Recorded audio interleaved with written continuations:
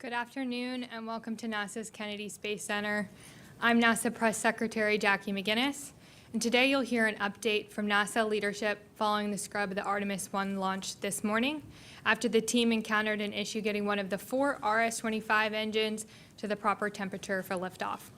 Earlier in the countdown, teams were able to troubleshoot an issue related to a hydrogen spike while filling the core stage tanks, and the rocket remains in a safe configuration as teams assess next steps.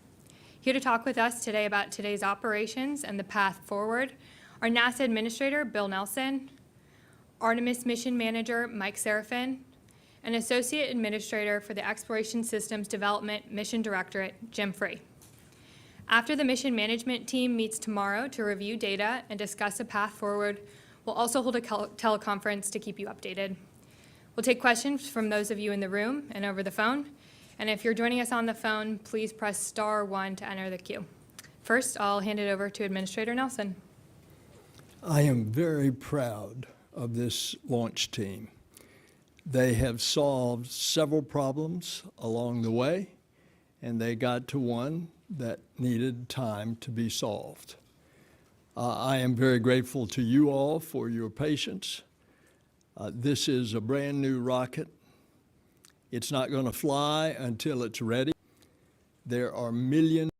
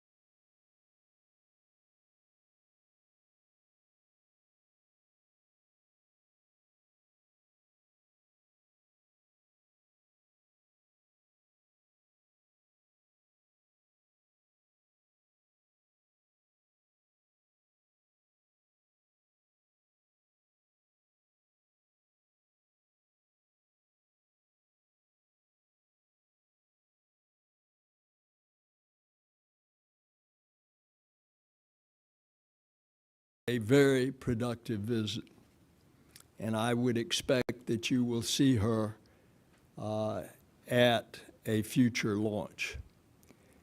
I want to say that understand that scrubs are just a part of this program. On the space flight that I participated in, Hoot Gibson, the commander, 36 and a half years ago, we scrubbed 4 times on the pad. It was the better part of a month. And looking back, had we, after the 5th try, got off to a perfect mission, it would have not been a good day had we launched on any one of those 4 scrubs. So when you're dealing in a high-risk business and space flight is risky, that's what you do. You buy down that risk, you make it as safe as possible, and of course, that is the whole reason for this test flight, to stress it and to test it to make sure it's as safe as possible when Artemis II, when we put humans in the spacecraft. So for the details, let me turn it over to Mike Serafin. Well, good afternoon. It's been a very dynamic 48 hours since I was last here to talk to you. The technical issues that the team has worked through, they've overcome a number of them, but we ran into one that we need a little more time to look at. But the spaceport, America's spaceport, has been very dynamic. We watched a launch control center, a new spacecraft, and a new rocket come to life, and we watched the media show up. We watched thousands of visitors show up in America watch this new activity. So it's been a very dynamic 48 hours. Since we had our launch minus 2-day mission management team meeting, the operations team out of the Launch Control Center entered their launch countdown. Saturday morning, And then Saturday afternoon, we had a couple of lightning strikes out at the pad. We have a 32-story tall rocket out there, and there were lightning strikes on towers 1 and 2, and our technical teams very quickly resolved that there were no issues with the vehicle through timely analysis and timely data assessment. Saturday afternoon, we also closed out an action from the Launch Minus 2-day mission management team, which was to re-verify our communications coverage associated with some late changes that we had with the rocket and the spacecraft, and the team got comfortable with the communications coverage plan. And then Sunday was largely a day of rest and a day of preparation for the team. And late Sunday evening, a subset of the team came in for the tanking meeting. Myself and our launch director, Charlie Blackwell Thompson, and our propulsive elements came in at 10:50 this evening, or the prior evening, and we reassessed the readiness to load the vehicle with cryogenic oxygen, cryogenic fuel, and we were go for that.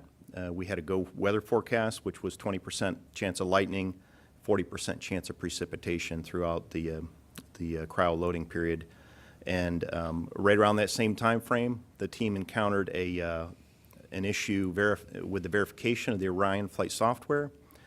It took about 11 minutes to have a command acknowledged to help verify the flight software, and it was a simple misconfiguration. One of the command and control modules was not activated, and the team quickly resolved that.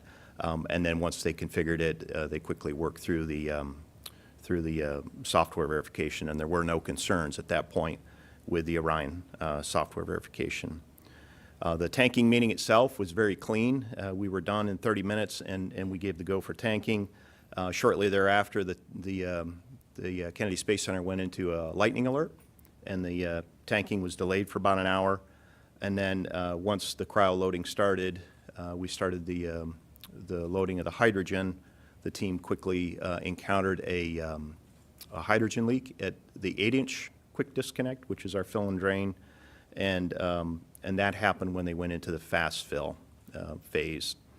So they had to slow down the loading operation. They chilled down that interface, and they managed to work their way through the full cryo loading operation of both the core stage as well as the upper stage successfully. Once we got through the propellant loading on the rocket, both the core stage and the upper stage, they started the engine bleed. We talked at our flight readiness review about the engine bleed. We knew that that was a risk headed into this launch campaign, and it would be the first time demonstrating that successfully. We did encounter an issue chilling down engine number 3. We need the engine to be at the cryogenically cool temperature such that when it starts, it's not shocked with all the cold fuel that flows through it. So we needed a little extra time to assess that. When the team started working through that, they also saw an issue with a vent valve at the inner tank. So the combination of not being able to get the engine 3 chilled down, and then the vent valve issue that they saw at the inner tank really caused us to pause today, and we felt like we needed a little more time. There was also a series of weather issues throughout the window. We would have been no-go for weather at the beginning of the window due to precipitation, and later on in the window, we would have been no-go for lightning within the launch pad area. So the team worked through a number of issues today. The team was tired at the end of the day, and we just decided that it was the best to knock it off and to reconvene tomorrow. So we've got a mission management team meeting at 3 p.m. Eastern. We're going to give the team time to rest, first of all, and then come back fresh tomorrow and reassess what we learned today, and then develop a series of options. It's too early to say what the options are. And then, as Jackie said earlier, we will come back and talk about where we stand tomorrow evening with all of you.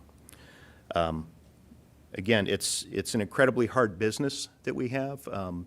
In spite of the challenges that we had, as well as some other constraints that the team had to work through and set up for. For example, we had 42 collision avoidance cutouts that we had to manage over the course of the 2-hour window. Most of those were only a couple of seconds long, but there were a few that were about a minute long.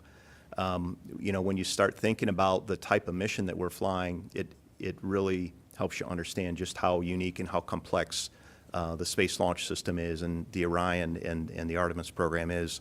We have this upper stage, the interim cryo propulsion stage, that lofts the spacecraft to a 975 nautical mile insertion orbit, along with the SLS core stage. And with that, we need the performance from it, but we fly through part of the orbital debris field, the micrometeoroid and orbital debris field. And then one orbit later, we commit to the point of translunar injection. So as we fly up through this orbital debris and then back down to low Earth orbit and then out through the point of translunar injection, we have to know where all these objects are, and that explains those 42 cutouts. And that is something that our operations teams were prepared to do today. We just didn't get to the launch window. So a number of challenges. We were ready for some of them, and the technical challenges we encountered on the engine bleed and the vent valve are just some things we're going to have to go look at today, look at tomorrow after we get a little smarter and get rested. So with that, I'll pass it to Jim. Yeah, so good afternoon. So the administrator and Mike covered a great deal of things. I'll just highlight a few things for me. You know, I sit in a different vantage point than Mike does. His is a lot more fun, by the way. But we, you know, we're in the LCC, and I found some things in the team today. This was a really important attempt for us. We talked about that after Wet Dress 4. There were a lot of questions of, you know, should we have rolled back, tried to do another test? We felt and still feel like going for today was the right thing to do. And that comes in a few ways. Our launch team was really, I'll say, pushed today. They were working a lot of issues. They were looking at the compressed timeline with that hold at the beginning, and we were filling all 4 tanks at the same time at one point, really pushing our team through a timeline. Weather, you know, Mike talked about some of the weather. We talked about lightning. Weather was coming in and out. We were actually not able to go at the beginning of the window like we thought. There was a lot of comms from the launch weather officer. The hydrogen out of spec that Mike talked about when we went to manual control, that's something we did on the locks when we had some issues loading locks the first time. Going to that manual control to me is learning. And getting through the first hydrogen leak that we had, that was the same leak we had on the same line to the same level. And when we started to do the manual fast fill, honestly, it kept climbing, and I thought there's no way we're going to get out of this, and that got us out of it. So to me, what we pushed the team through, and I know we always get a lot of talking about the team too much, but we continue to learn. That's what we're doing. We're testing, I think, Bob Cabana said it, we're testing the people and the processes. So we've put ourselves through a compressed timeline. We're going to get some shorter launch windows we'll have to deal with, where these skills will help us. I know you've heard from Charlie about extending our timeline about an hour earlier to give us time to work things. I think that helped us today to work things. And frankly, engine 3 that Mike talked about, we definitely didn't get down to the temperature we wanted, but the other 4 weren't as low as we would like to. So there's some things going on that the team needs to go off and look at the data and understand how this is different from what we did during the green run at Stennis, and then figure out a path forward, which is ultimately where we want to go. We're not going to have all the data and the implications today. I'll reiterate that, what Mike said.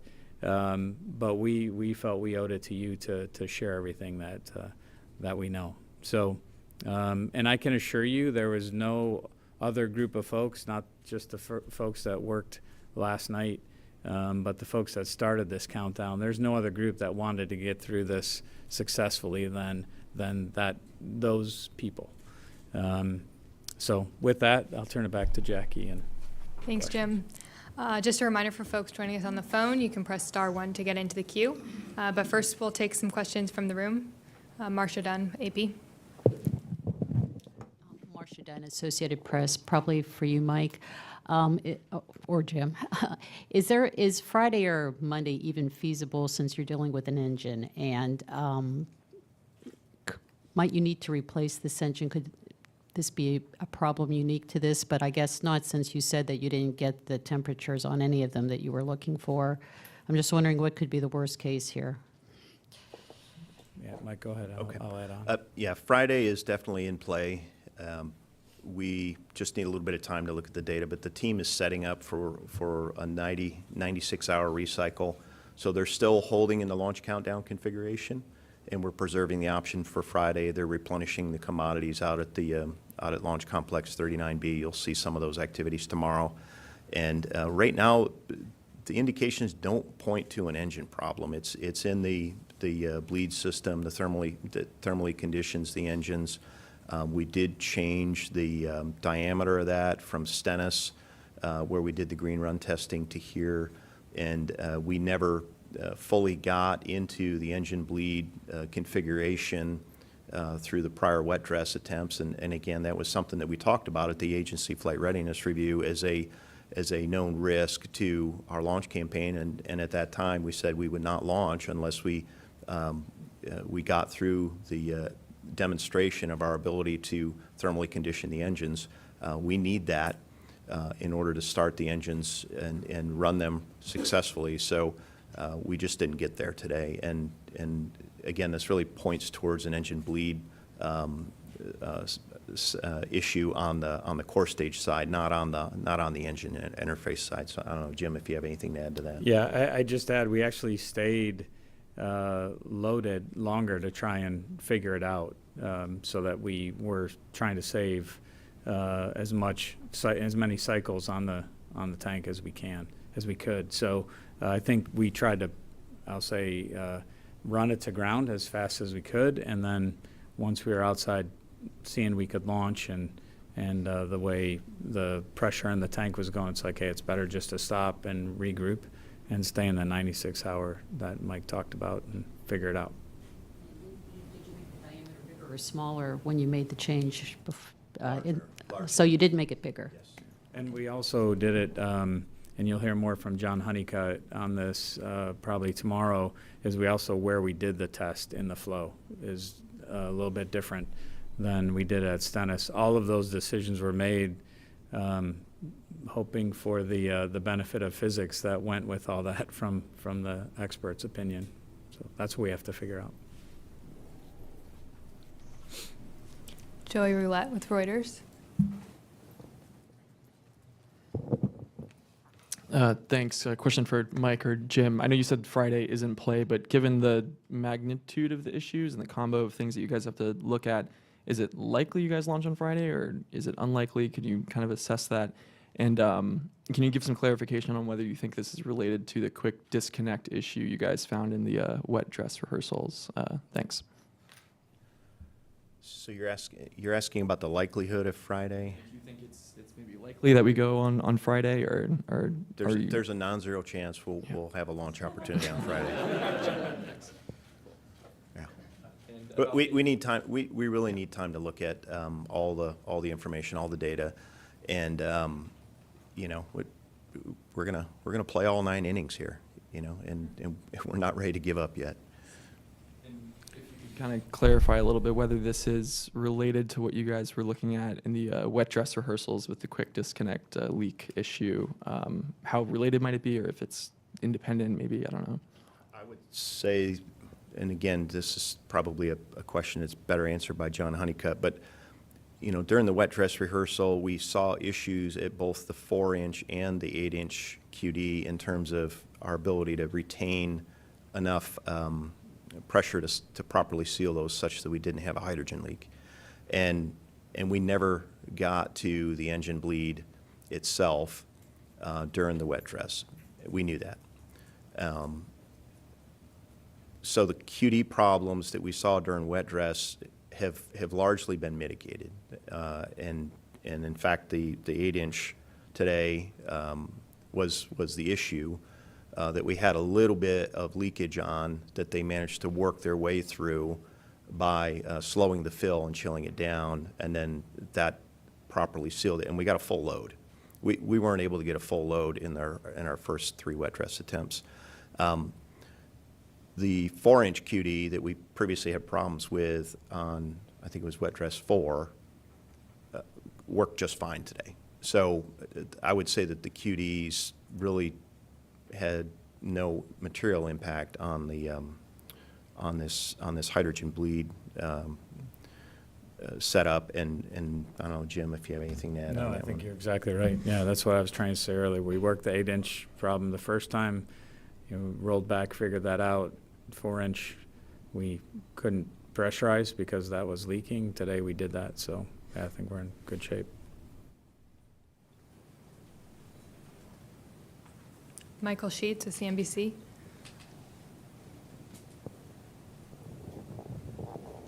Michael Sheets of CNBC. My question is for Mike. I'm curious to get a little more learnings on the other side of things, which is the possibility of a rollback. Given the data that you've seen so far, how likely does that seem? And if you were to roll it back to the pad, where does that reset the timeline in terms of your guys' next launch opportunity? I'd say that's getting ahead of our data reviews, and we need the team to get rested and come back tomorrow, and we'll see what the data tells us. I'll recycle a line from earlier. There's a non-zero chance, but we're going to do our best to see where the data leads us, and if we can resolve this operationally out at the pad, there won't be any need for that. And if we can resolve this operationally out at the pad in the next 48 hours, 72 hours, Friday is definitely in play. So we just need to see. We need to see what the art of the possible is. We need the team to digest what we've learned, and we'll take it from there. Thanks, Mike. Ken Chang with the New York Times. Yeah, hi. This is for Mr. Serafin. I was wondering if you could give us a quick primer about how the hydrogen bleed system works. Sounds like it's the plumbing from the hydrogen tank to the engines. What was changed and why? And did anything like this occur during Green Run at Stennis? Yeah, I will defer that one to John Honeycutt tomorrow. I know we increased the diameter of the bleed that is used to increase the flow to the engines, but beyond that, it would be kind of getting out of my experience base to talk about what other changes there were. So if you could ask that to John tomorrow. Jeff Faust with Space News.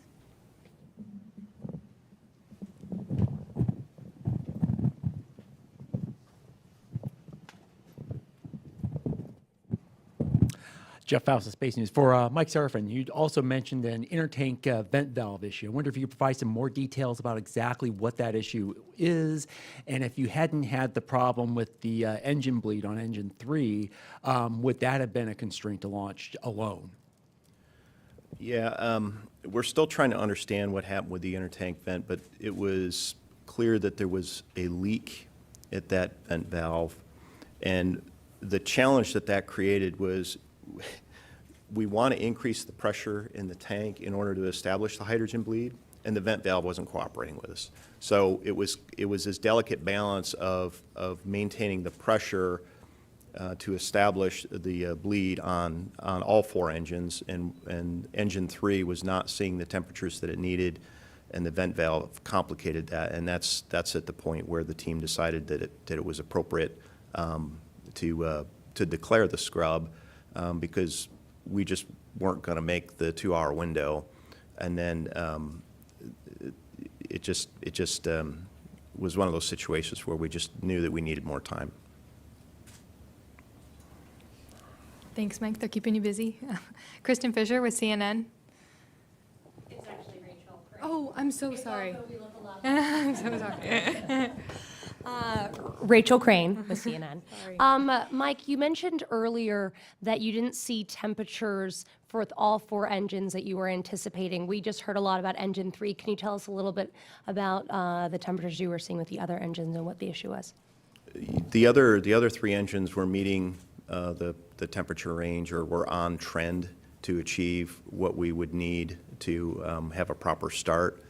It was just engine 3 that was just for some reason not getting to the proper temperature range.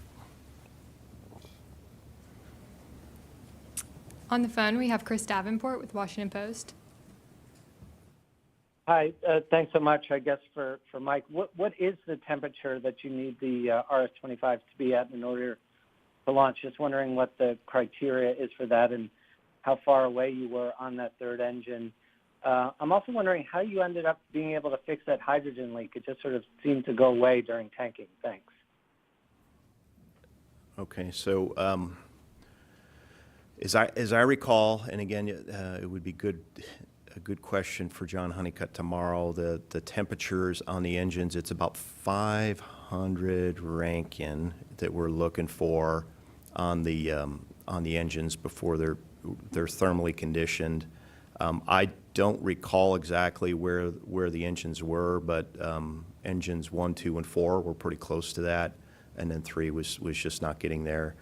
And then the hydrogen leak, in terms of resolving that, hydrogen is an incredibly small molecule. It's the smallest on the atomic chart, and it doesn't take much of a gap in order to have a leak in a quick disconnect. And there are soft goods in there between the mechanical plates, and sometimes it just takes a little bit of a cold soak on both sides of that interface, or if there's a little bit of differential heating on either side of that, it can actually cause a little bit of a gap.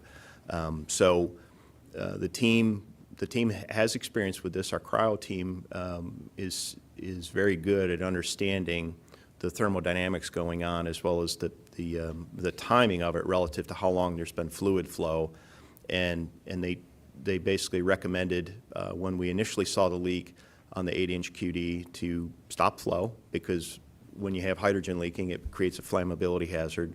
So they stopped flow, and then they slowly increased it, as Jim described, through some manual flow procedures, and they just kind of slowly let the fluid through, slowly let it through to chill both sides of that interface. And in some cases, you can actually thermally condition both sides of that, such that they'll seal up and seat properly, and that's what the team did today. And it's kind of a delicate balance. You want to fill this thing as fast as you can to achieve your launch window, but when you run into a problem like that, you need to slow it down. And when you slow it down, you can achieve the proper sealing and proper seating. So it was again a little bit of science and a little bit of art that our team worked through today by healing that hydrogen leak. Lauren Grush with Bloomberg. Hi, this question's for Jim. Earlier you said you were confident about the decision to go for a full countdown today instead of another wet dress rehearsal. I'm wondering if there are any risks, extra risks involved with going for a full countdown, apart from the launch itself, rather than doing a wet dress rehearsal. I think, we just rolling out for another wet dress has some cycles on how many times we roll out, so you introduce risk that way. We felt like we understood that 4-inch leak that we had during wet dress 4, which today we proved that we understood it. We understood how to operate with the leak on the 8-inch line. So from my perspective, that's where I'm kind of basing our fact to make a run for launch in this launch period was still the right decision. We have another question on the phone from Eric Berger with Ars Technica. Yeah, hi. Just to follow up with Lauren's question there, Jim. You have done effectively 5 wet dress tests now at Kennedy, and you haven't gone all the way through on any of them. Can you just talk maybe a little bit more about why you don't think it's prudent to complete a wet dress test, which would have identified, I think, this RS-25 chilling issue today if you had gone through the wet dress? Thanks. Yeah, so I guess 2 things, Eric. I'd answer it the same way, because we still would have taken another cycle of rolling out and back, and we're going to learn every time we come out here. If you go back in history at how many times the different Apollo vehicles came out and tested prior to launch, how many times they scrubbed. The administrator talked about how many times he scrubbed on a vehicle that had flown multiple times. So we're going to run into these issues, and we'll figure them out as we go.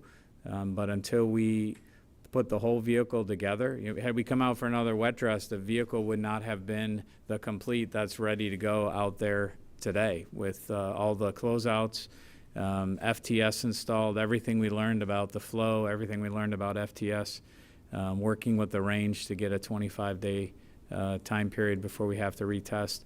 So yeah, I agree. We won't know until we know, but we also won't know until we try. And we felt like we were in the best position to try. Marina Corn with The Atlantic. Hi, Marina Corn with The Atlantic. This is for Mike and Jim. After the scrub, Stan Love came to the press site to talk to the reporters, and they asked him how he felt. He said that he was a little disappointed, but he was not at all surprised. It really sounded like he didn't expect SLS to get off the ground today. I'm wondering if you were surprised or unsurprised with the way things unfolded today. Yeah, I mean, I'll start. I'll say what our deputy administrator told her family when they were coming for her launch. Plan a week trip to Florida for a vacation, and you might see a launch, which is exactly what I told my family. We're gonna, and the administrator said it, we're gonna launch when we're ready, and that's our approach.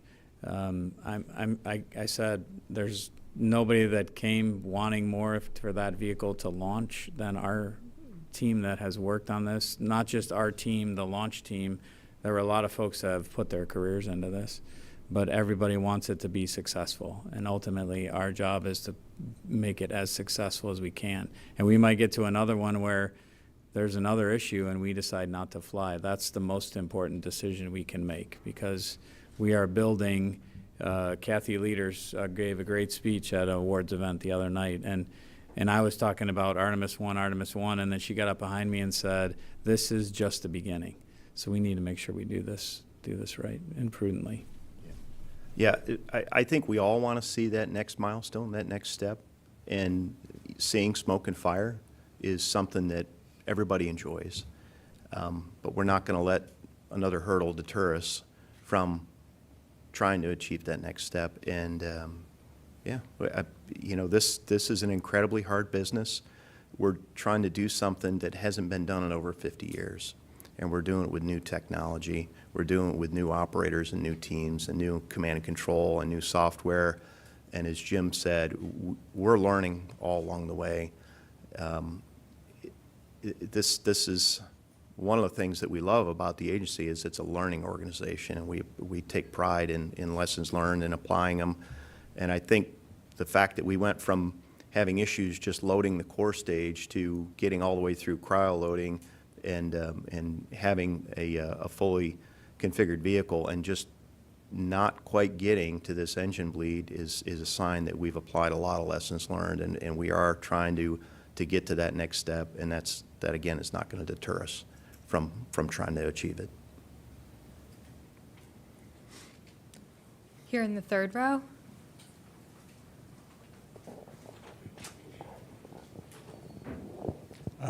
Hi there, Tim Fernholz from Quartz. I was curious, we heard on the commentary that the flight controllers came up with a couple plans to try and fix the engine issue during that hold. Can you tell us what was tried and maybe give us some insight into the scene in the control room when those decisions were being made? Yeah, I'll take a crack at that. There are what we call pre-planned procedures that the team has, and the team worked through those, like doing when we had the initial hydrogen leak on the 8-inch QD. You do what they call a stop, flow, and revert, and then you try again. And those things the team worked through very efficiently, and it was very methodical, and they had, again, to kind of have this delicate balance of wanting to increase the flow rate as quickly as we could to get that tank full so we could meet our launch window, but do it at a slow enough pace that the that we didn't spring another leak, and that the interface could get thermally conditioned and seal up. And they worked through it very methodically. And when we ran into the engine bleed condition, you know, they noted it. They worked through the fact that 3 of the 4 engines looked pretty good in terms of the thermal conditioning, and this engine 3 was the outlier. They tried a couple of steps. They consulted with the engineering teams that provide technical support from the design center. In this case, it's Boeing and Aerojet Rocketdyne are the technical experts, whether it's on the core stage or the liquid engine side, and they worked together very efficiently as a team. There was quite a bit of chatter when we got outside of the pre-planned contingency, and then they brought back a strategy on how to reestablish the engine bleed, and we just weren't successful when we ran into this intertank vent valve issue that complicated our ability to maintain pressure there.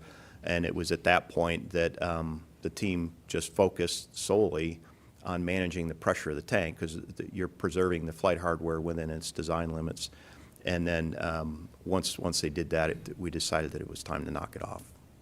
There's also a process. I mean, the team goes over to an anomaly loop where they're working things at that particular nonconformance or issue, and they come back and say, here's our plan. Can you give us some time to work it? And they'll sometimes talk about a time and go off and play it against the software model in another firing room, or back in the design center in Huntsville, or out at Aerojet Rocketdyne, and then come back with that data. And the NASA test director and the launch director are encouraging them to, hey, we haven't heard from you in the time frame, right? Because they're trying to get all the data, but those two are trying to manage the flow and what we have left in the launch window. So that's kind of the process that's always going on across all anomalies, not just that one. Tom Costello with NBC. Hi, good afternoon. You all are probably exhausted, so thank you for taking time to talk to us and talk through all of this.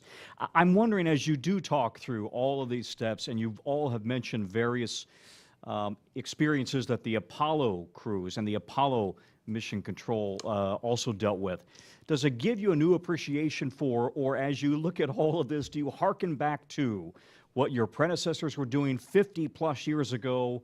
I'm just wondering how you think about where you are today, and you juxtapose that against what the Apollo folks went through 50 plus years ago.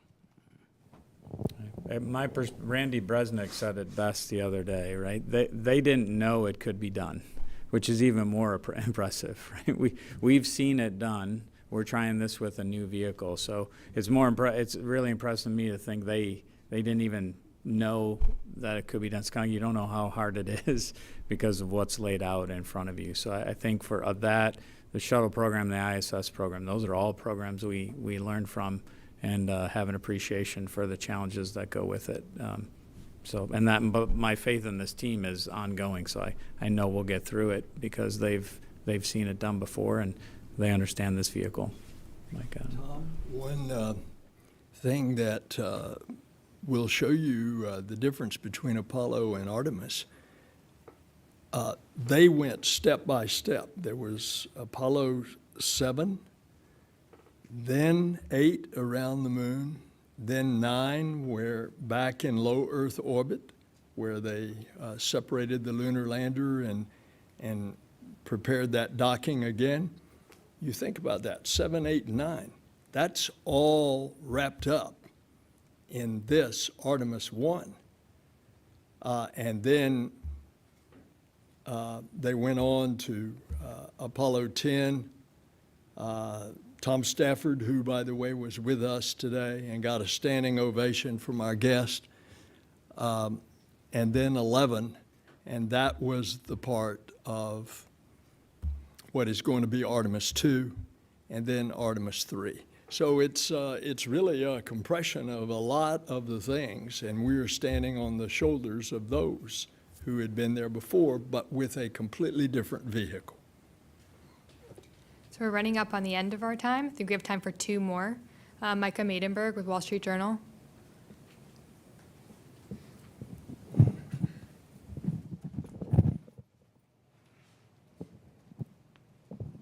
Thank you. Micah Maidenberg, Wall Street Journal. Hey, Mike, you talked about the issue being on the core side and not on the engine interface side. Could you kind of elaborate on that? And have you had any conversations, or anybody on your team had any conversations initially with the folks at Boeing, just given their role on the core side? Well, we certainly did discuss whether or not there was an engine problem. And Marcia's question earlier was kind of alluding to, do we need to remove and replace an engine?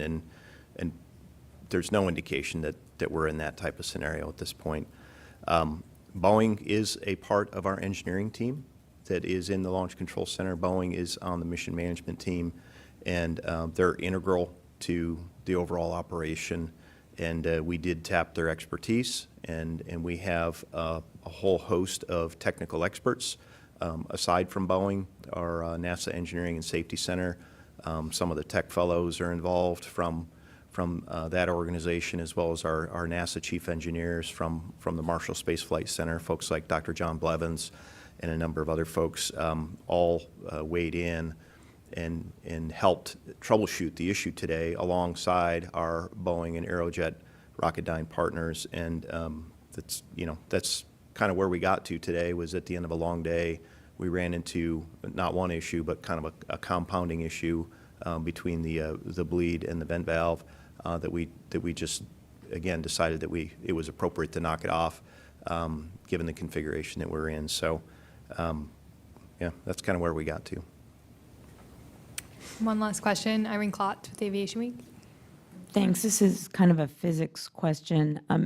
Is there something about the position of the main engine 3 that is makes it susceptible to this kind of situation, or could this have randomly occurred at one of the other engine positions?